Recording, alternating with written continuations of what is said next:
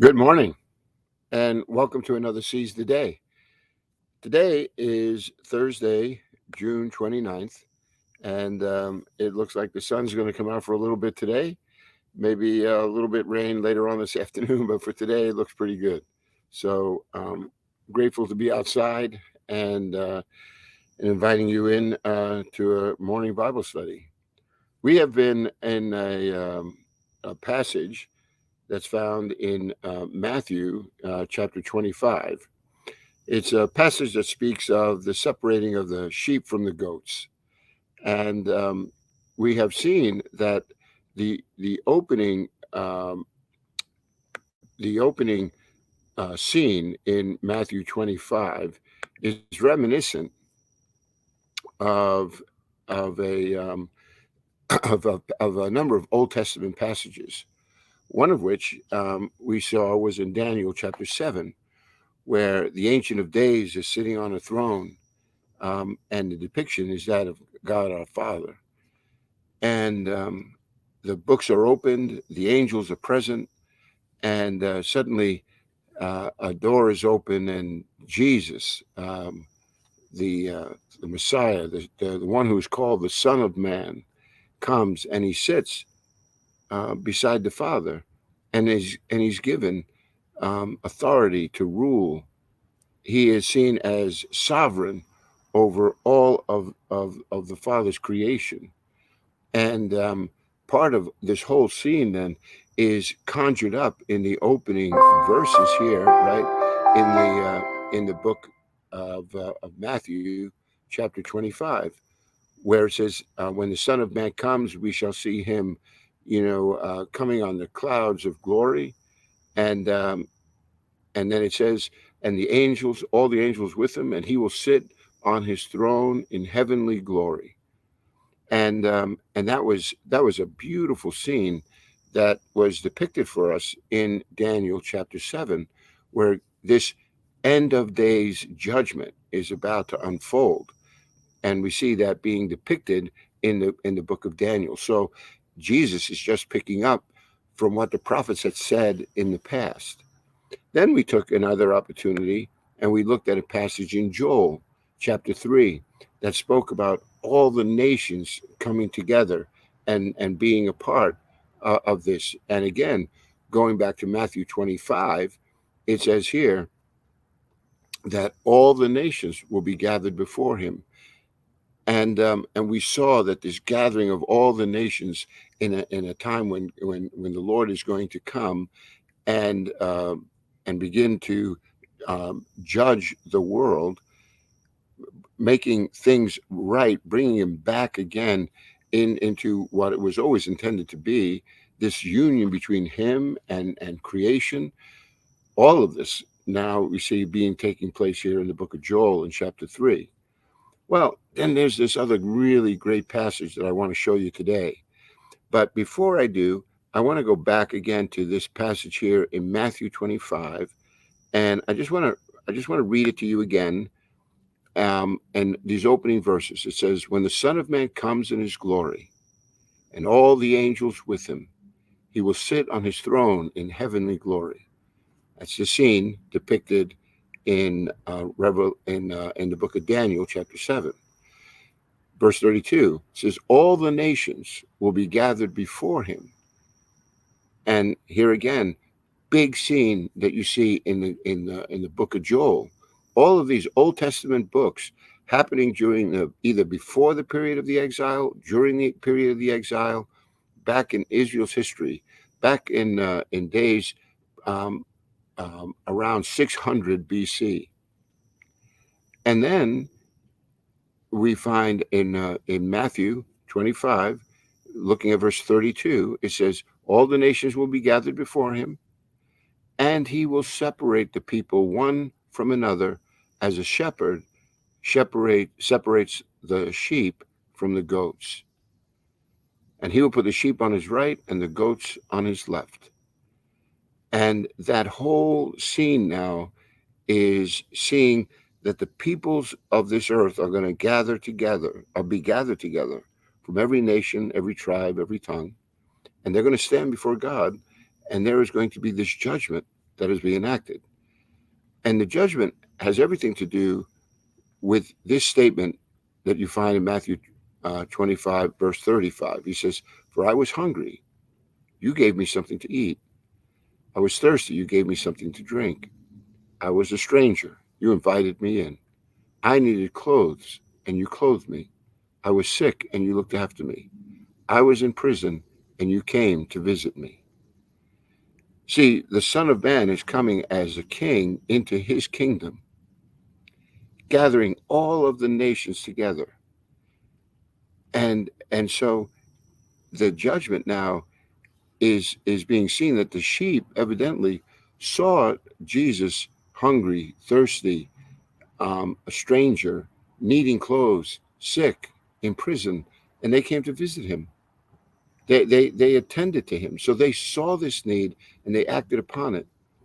Jesus sees this as a fulfillment, really, of the great commandment. Not only loving the Lord your God so that your actions are a reflection of that love, but you love your neighbor as yourself. Throughout the New Testament and even the Old Testament, there are constant reminders that tell us that how can you say you love God whom you haven't seen if you don't love your brother whom you have seen?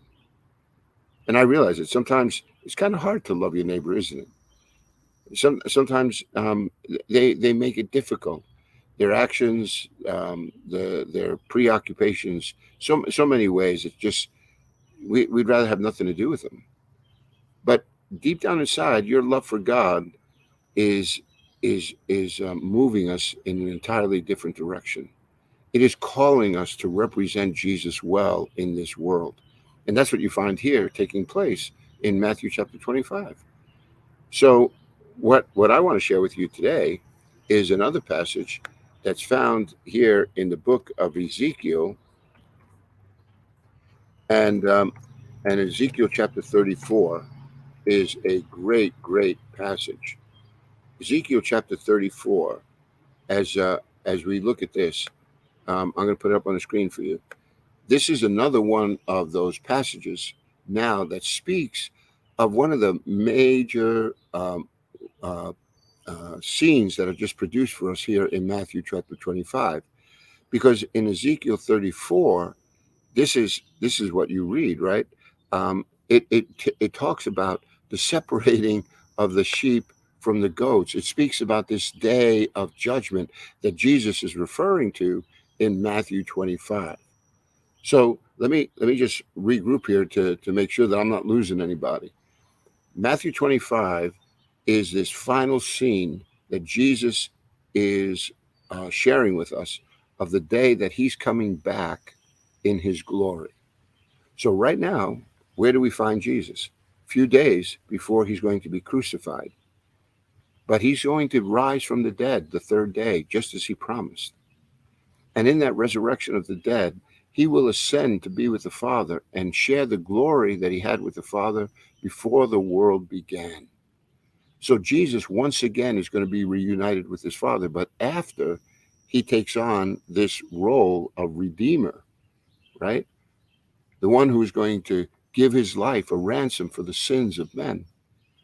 When that all takes place, Jesus says there is going to come this scene when the Son of Man, coming in all of his glory, surrounded by all of his angels, that he will come and sit on his throne and judge the nations of the world that are gathered before him. And he will separate them as a shepherd separates the sheep from the goats. So we saw the pictures of that in Daniel. We saw the pictures of that in Joel. And today I want to show you a picture of that in the book of Ezekiel. Prophets that were always looking forward, only they didn't have the benefit of the history that we do now. Some of these prophets were speaking about things that I'm certain they really didn't understand how all of that was going to come together. It's kind of like me talking about heaven, but I haven't been there. I'm only sharing the words that Jesus shared with us about a place where there's no more tears, no more sorrow, no more anxiety, no more death, no more disease, no more sickness. These are the pictures that I'm giving. It talks about an everlasting life where we put aside our mortality. We set aside this temple of flesh, and we're going to take on that which is immortal, eternal. See, I can speak with that with a level of assurance and confidence, because these are the words that Jesus has given to me. But I haven't been there. I can't tell you what those streets of heaven are going to look like. We're all in a sense waiting to see how all of this is really going to manifest itself. And so it is with the prophets. They're speaking about things that they haven't personally experienced, but the Spirit of God now has moved them and given them a vision of what is to come. And now what's interesting is you listen to these visions of the prophets and you see it how it's working out in the person and ministry of Jesus. And you realize that there's a continuity to these scriptures, so that there ought to be a level of confidence that what God has said in the past, he is not going to forget. He is going to bring it to pass.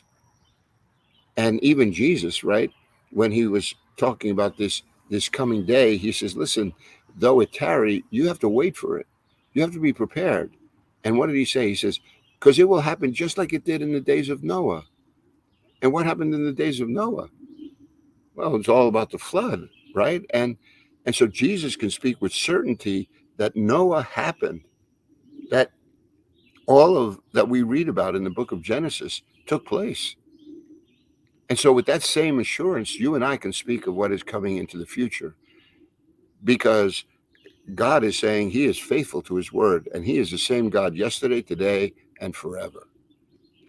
So now let's look at this passage and see what else we learn about this coming day when God will separate the sheep from the goats. This is a great passage.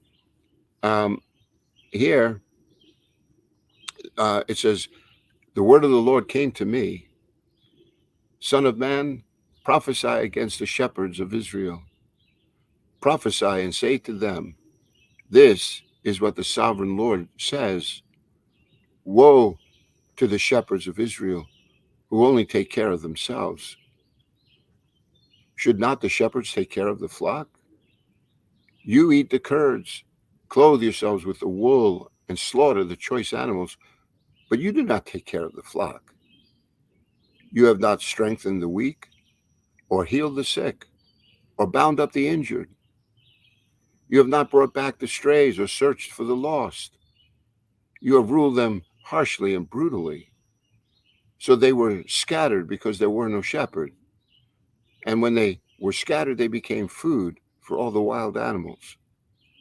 My sheep wandered all over the mountains and on every high hill. They were scattered over the whole earth, and no one searched or looked for them. You see, here is a judgment on the shepherds. Instead of taking care of the flock that was under their care, it seemed they paid no attention except for their own, for how the sheep, brought comfort to them. Um, and and think about this judgment that Jesus has just talked to us about in Matthew 25. Hungry, thirsty, stranger, needing clothes, sick, in prison, saying that whenever you take care of the least of these, Jesus says, it's as if you're doing it to me. Because when you love your neighbor as yourself, you're demonstrating that you love God. That's why he says all of the scriptures could be summed up in those two commandments: loving God with all your heart, mind, soul, and strength, which means that I'm all about God's will and his purpose, but I'm also directing that towards my neighbor, treating him as I would want to be treated. And so notice this is an opening chapter here in chapter 34, where these shepherds were were taking advantage.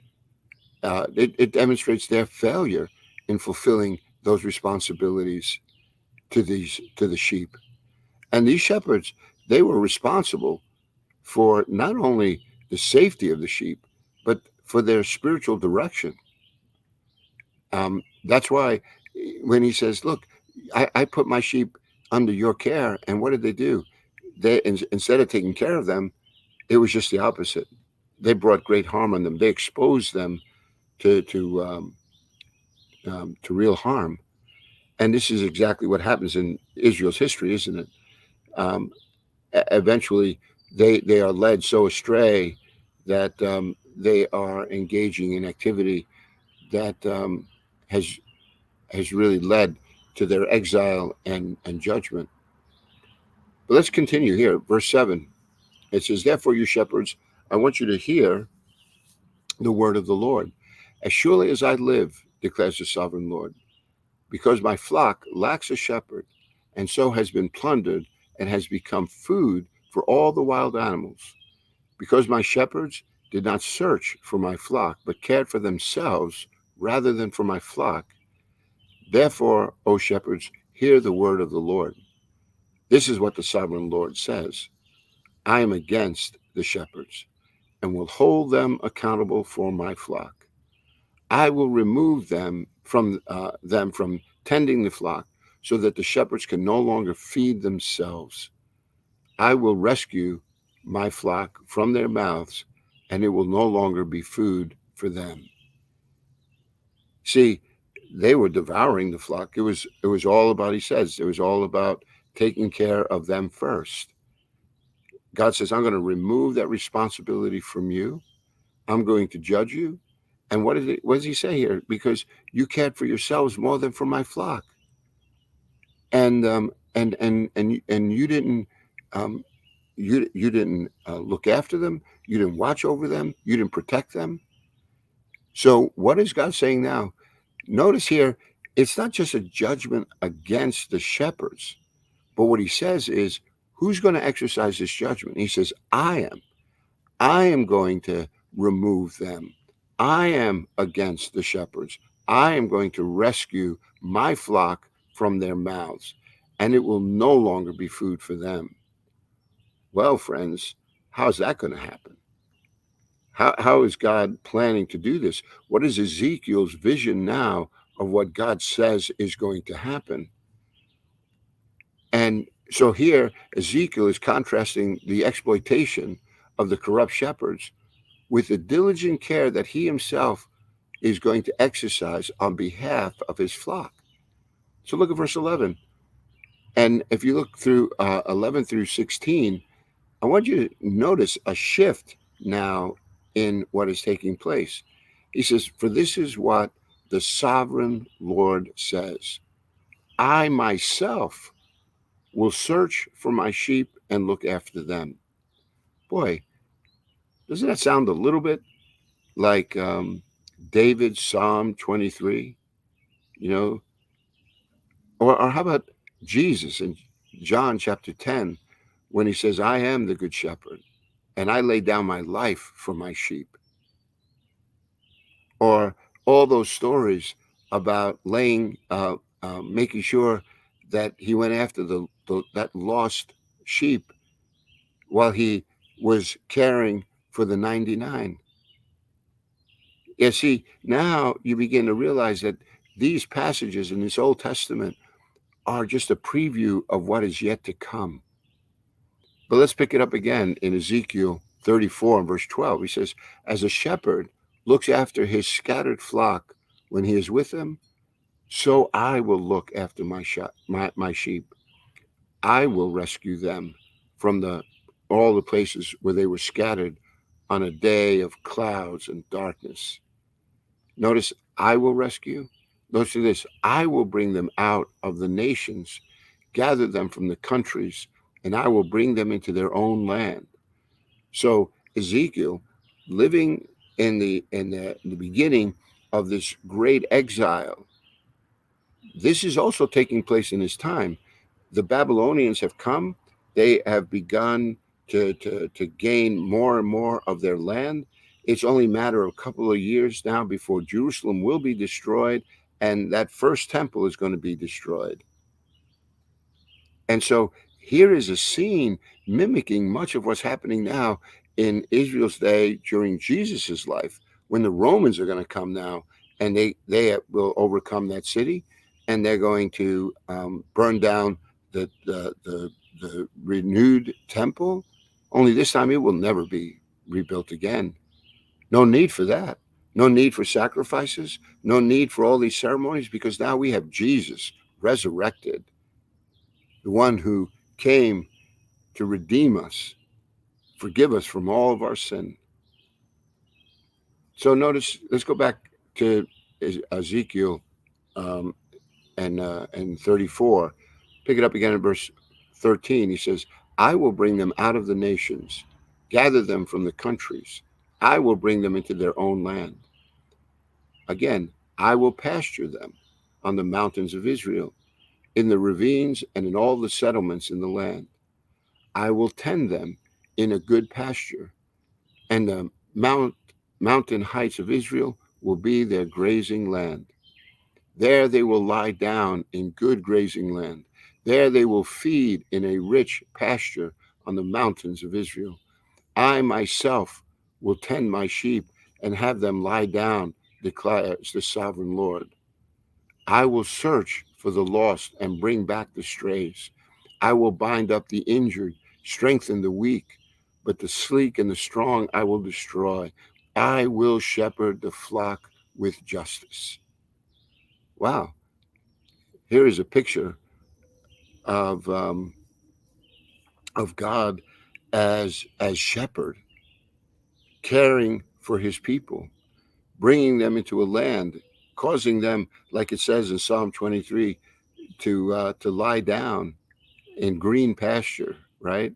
To lead them beside still waters, to guide them in paths of righteousness for his name's sake, restoring their souls, just like it says in Psalm 23.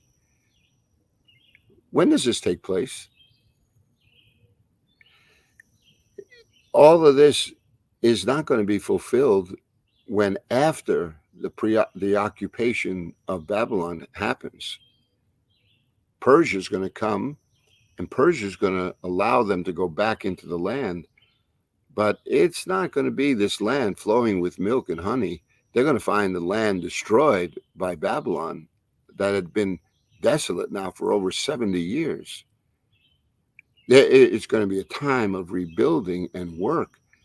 You've seen it. All you got to do is read through the book of Ezra and Nehemiah and see that none of the, while they're allowed to go back, the early beginnings is not good. And then after the Persians, the Greeks will come, and after the Greeks, the Romans will come. They're never going to have their land back the way it has been depicted here. Look what it says in verse 14. I will tend them in a good pasture. The mountain heights of Israel will be their grazing land. They will lie down in good grazing land. They will feed in a rich pasture on the mountains of Israel's. When is that going to happen? When they were not going to be oppressed by another nation. Obviously, this is speaking of something that is way down the road. And then notice he goes on, he says, as for my flock, this is what the sovereign Lord says. I will judge between one sheep and another, between the rams and goats. Oh, do you see how now there is going to be this dividing within the sheep and the goats? And who's going to do that judgment? It says here in our text, it is the sovereign Lord that is going to do that. And there's still a number of other interesting bits about this Ezekiel passage, but our time has ended for today. It's enough for you to recognize what Jesus is speaking to you and me about in Matthew 25 finds its roots not only in Daniel 7, not only in Joel, but also here in Ezekiel. And tomorrow we'll finish up Ezekiel 34, and we'll learn a couple of things.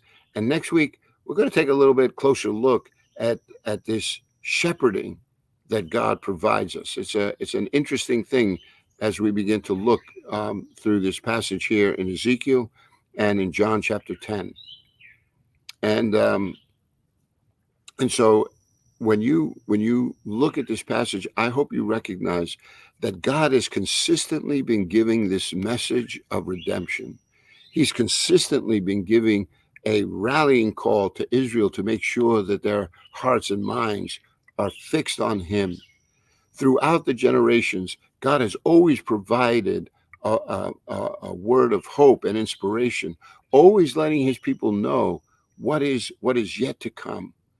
And he's doing that for you and me as we read through the scriptures, and we're given a description of what lies ahead for God's people. It just takes faith on our part, but a faith that is informed by the actions of God throughout the generations, demonstrating that he is one who is faithful and will keep his word. Well, I appreciate you joining me again this morning. I hope that this has been a source of encouragement for you, helping you to seize the day. Seize the day, knowing that God is good all the time. And Lord willing, we'll finish up tomorrow as we take another look at Ezekiel chapter 34. God bless you, my friends. And on this Thursday, June 29th, enjoy the sunshine while we still have it. God bless you. Looking forward again to tomorrow. God bless.